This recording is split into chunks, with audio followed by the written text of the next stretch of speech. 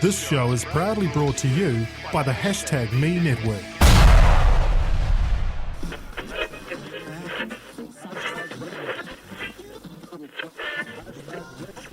And now, join us as we go behind the closed doors. We will talk to the people behind the digital smiles, the people who make it happen. You are listening to the #Radio NZ Insider Series.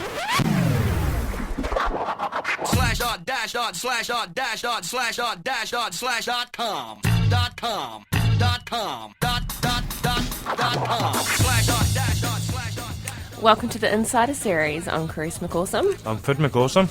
And on this episode we are talking to Katherine Holdsworth from Microsoft. Yeah, also a Gizzy girl. Yeah, so she is one of the lead engineers at Microsoft and works on the Windows side of Microsoft. Yeah, in California? Yeah, not California.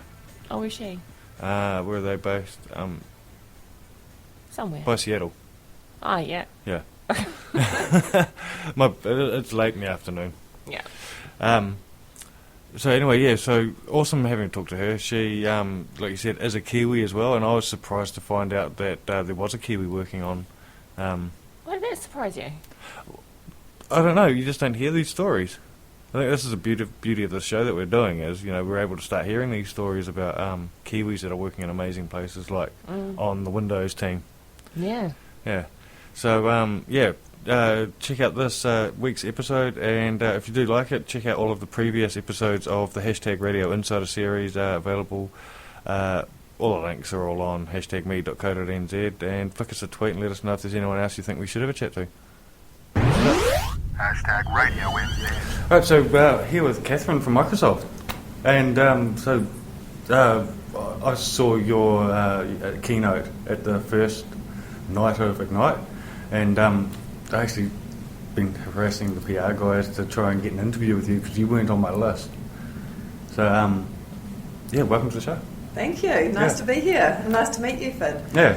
So we had the privilege of meeting last night and having a good chat and stuff, and I think it's awesome to see a Kiwi making it with one of the biggest firms, or if not the biggest company in tech.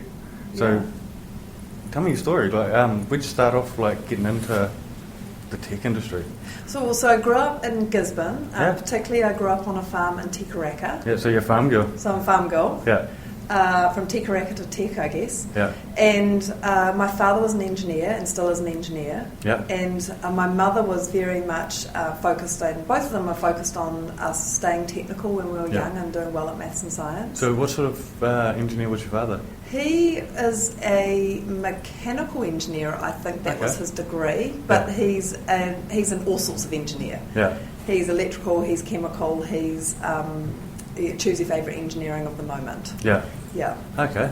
And then I went through school, obviously, and I was always expected to go to university and do something, and I chose engineering because I knew what an engineer did because I had a dad who was an engineer. Yeah. And from there, I did a Bachelor of Engineering at University of Canterbury, a Master's because I was having a lot of fun at engineering school. And then I took a break for a while and went and lived in Denmark, and then I came back to do a Griff Scholarship or a Griff Fellowship sponsored by Neville Jordan. I think it's Sir Neville Jordan now, actually. Okay. And I did a Griff Scholarship, so it was partly sponsored by Mass Marine Air Systems at the time and University of Canterbury. So my PhD was partly at university and partly at a company. Yeah. And after that, I moved to Lucent Technologies in Sydney, Australia. Yeah. And then. So this is before Alcatel? Is it yes, before Alcatel. So I was in Lucent in around 2000 to 2002. Yeah. And then my husband and I got married, and he was transferred with his job to a place called Seattle. Yeah. Actually, to Kirkland. Yeah. Later on, I found out Kirkland was near Seattle. Yeah. And with his job, and I followed him. Yeah. And once I got there, I figured out Microsoft was in Seattle. Yeah.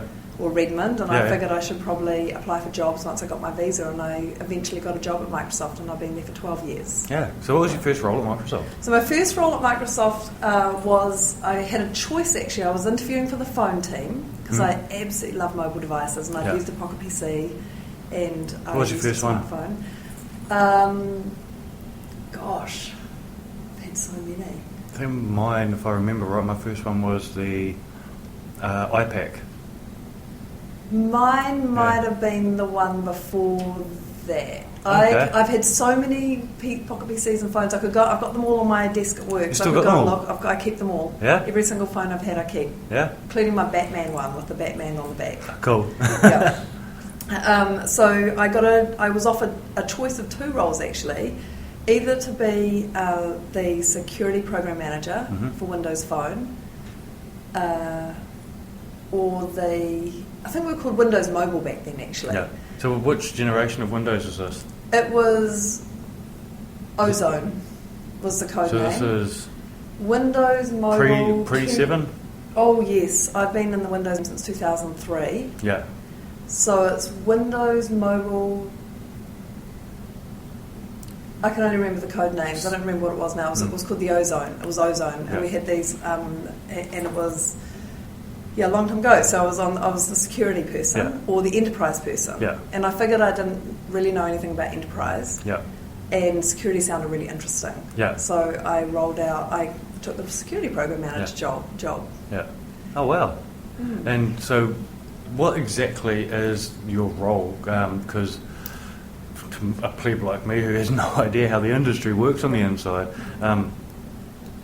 what does your day What does consist a program of? manager do? Yeah, what does a program manager do? So a program manager is all sorts of things. It's a really fun role. It's quite technical. We spend a lot of time listening to customer feedback and trying to figure out what customers need in terms of using our product. And we're looking at the Windows Insiders, and we're listening, and we're looking and talking to a lot of customers. Even talking to people, if I see them using the phone, I'm asking them, or a PC now, what is it you like? What would you change? And we're always kind of listening to find out what people want and what people need.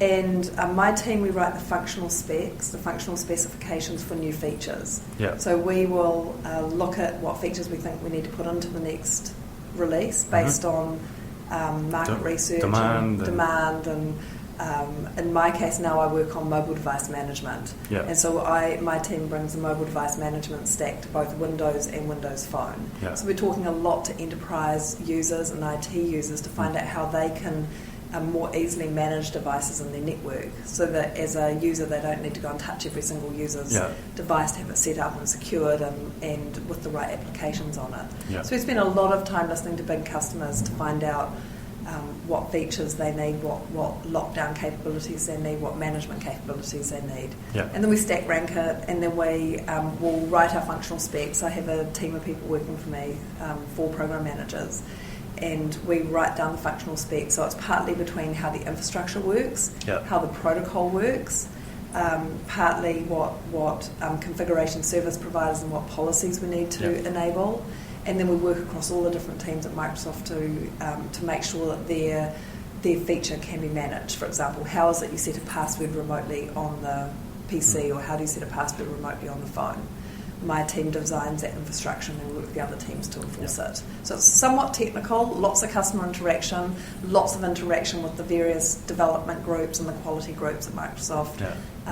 So it's a really quite a diverse role. So how often do you manage to get back home?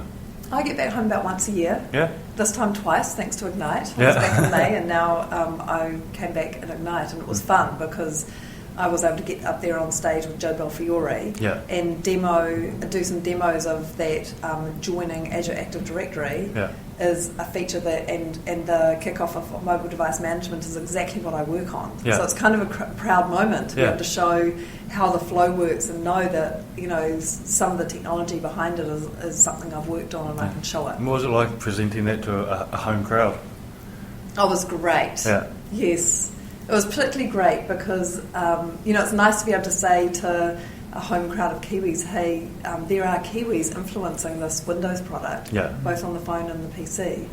And it's neat to know that a little bit of New Zealand is sitting in this product here. And I think it's cool for Kiwis to know that there is a Kiwi in the workshop, if you will, actually working on it. Building. And I also think it's important to get up there because it's nice for, particularly in this industry, to see females up there doing that as well. So I'm quite motivated by wanting to show that there are females in this technical industry and doing well and having fun at it as well. So, how do you sort of encourage females to, I don't know, keep like a sisterhood together or whatever within Microsoft? Well, or a support network, if you will. Network, that's probably a better way of wording it. We do have a big group together I run a kind of a volunteer group, I suppose, which we call Women in Windows Devices Group, and we have monthly Meet Our Leaders series where we invite people like Terry Meyerson or Joe Belfiore or any of the senior leaders who I think would be good to hear from to come and do open Q&A with the group. So we get to meet each other and sit in a group with predominantly women, but anybody's invited. So anybody who wants to come can come. We get to listen to what they say and ask business questions and ask diversity questions and just get an opportunity to hear directly from our leaders. And it's a great opportunity to network. It's a great opportunity for them to see the number of and the power and the interest of the women in the organisation. And then we have mentoring rings. You were telling me this cool story last night about how you've started sort of an initiative to introduce a new female in a team to an existing one, so that they... Yeah, tell us a bit about that. So one of the things I think when you join a big group, and this is the same for men and women, of course, you're always a bit kind of nervous about starting a new job. Everybody's nervous about starting a new job. I haven't really met anybody who's not nervous about starting a new job. So one of the things we thought we would do back when I was in the Windows Phone days is any new person who came to the organisation, they'll get a little email from me and say, welcome to the team, and by the way, here's somebody who's been here for several years and can show you around, and if you go to your admin, you get a $5 coffee card. So that served a couple of purposes. First, they'd find the admin, which is always handy to know, and then they would have the opportunity to meet a more senior leader in the organisation, or at least somebody who's been in the organisation for a while. So even when somebody like Laura Butler came to Windows Phone, when she came back to Microsoft, we sent her that same email. Even though she'd been with the company previously for years? She'd been with the company previously for years, but she hadn't been in the Windows Phone team, and so I sent her the welcome to the Windows Phone team, Laura, and I said, and oh, by the way, you're going to meet me. Because I thought she sounded awesome, and I wanted to meet this lady. You were telling me last night you thought you still to this day, even though you work with her a lot, still think she's an amazing woman. Yes. I want to be just like Laura. She is an amazing lady. I was in awe of speaking to her yesterday. Yes, she is in a very incredibly, just an incredibly energetic, smart, ridiculously intelligent person, and really dedicated and incredibly hard worker. Do you see yourself as a role model? Yes. I mean, you can't get to my level in the company and not be a role model, so I really do. You seem like you're hesitant to call yourself that, though. Actually, it was funny because I had a discussion with one of my male colleagues about a year ago, and he said to me, do you think you've been successful? And I'm like, well, I suppose so. And he said, that's ridiculous. You're absolutely successful. You're a role model. And I was like, oh, I suppose I am. So did you then explain to him, look, I'm a Kiwi, we don't do this well. We don't accept being put up on a high pedestal very well. Yes. He's English, and so he and I had a good laugh about that. However, I do see myself as somebody who can really help other people who might be wondering about their career, or because it's always hard.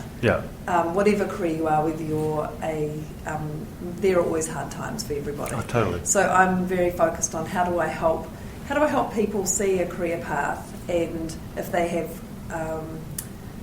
if they need to ask somebody questions, or they're having a little bit of a struggle with this or that, or just wondering what to do next, I'm always have an open door, and will always mentor people. I mentor a lot of people. So with women, I want to word it carefully, but don't word it carefully, just word it. Women are the minority in this industry. What do you think the reasoning is behind it? Like, why are there such a massive disparity between females and men in the industry? Well, I mean, there's a lot of research on this, and part of it is that it starts at the lower education, and there's just not the number of people coming through the pipeline. So I think we really need to try and address how do young women, young girls, how do we make sure to encourage them to do maths and science and stay technical? Yeah. Or even just see the possibilities. Girls were always the ones who were actually the best at that at school. Yes. So it's funny how they excel at that at a primary school level or even intermediate level. Yeah. But they don't seem to go into careers that do that. Well, when I was going through my engineering degree, I had no idea that I could work at Microsoft on software. Yeah. It just didn't occur to me. And so I don't know if it really occurs to young girls that this is a possible career path. Yeah. You've got the TV programs with doctors, and you've got the TV programs with lawyers, and you've got the TV programs with, animal handlers or whatever there is. But there's not that many. I can't think of very many TV programs about IT and engineers. We've got MacGyver and things like that, but that's been a long time since that's been on here. So I think it's an awareness problem at the early school ages, and probably there's just not that many role models for people to see that this is a possible career. And actually, if you're into design or you're into art or you're into music, you don't immediately think, I could be a software engineer. No. But the reality is, and one of the stories that I will go and talk to kids about is, even the sound of the phone ringing, an audio engineer had to come up with that. Yeah. And see the graphics on the Windows Hello, the little winky eye and the smiley face. A graphic designer had to come up with that. Yeah. And so I just don't think people think about the possibility of what computer science can do for them. Yeah, because I suppose tech is quite a multifaceted industry. It is. Yeah, and most people just instantly think, if I don't know how to code, I can't get into the industry. Yeah. And I don't code these days. I haven't coded for a long, long time. Yeah. And I have a great career in the industry. Yeah. Oh, that's awesome. My final question for you is, what do you do to chill out? Oh, lots of things. Yeah. So I have a husband and a son. Yeah. And so I spend a lot of time with them. Yeah. I make sure I exercise almost every day, so my alone time is going for a run or a bike ride or something. But I chill out with my family. Yeah. And we go and just do family stuff, like biking or walking or playing games or all the stuff that you do with kids. Bounce on a trampoline, kick a ball. Yeah. So I spend a lot of my spare time is with family, because a little kid age is so precious, and they'll be grown up before too long. Totally. So that's my focus. And are you online or anywhere where if anyone wants to be able to follow you or? Well, I actually do have a Twitter account, which I don't use all that often right now, but I'm beginning to realise I should. And of course I'm on LinkedIn and Facebook. Yeah. I'm more of I tend to consume a lot of that media, and I don't post very often. Mostly because I spend a lot of time hanging with my family and not a ton of time sharing what you do with your family. Sharing what I do with my family, and when I'm in my spare time, I'm on computers and phones and everything else all day, every day. Yeah. And I tend to be off it when I'm at home. Just on the off chance that you do decide to start using your Twitter, what's your handle so people can follow you? I think it's K.O. Holdsworth. Yeah. Check it out. Yeah, check it out. Awesome. Hey, thanks heaps for your time, and I'm gutted that we only had a few minutes to chat, but I'm really impressed with that, to see a Kiwi making it big time over in Microsoft. Yeah, well, my pleasure, and it's been lovely to meet you too. Awesome, thanks. Okay.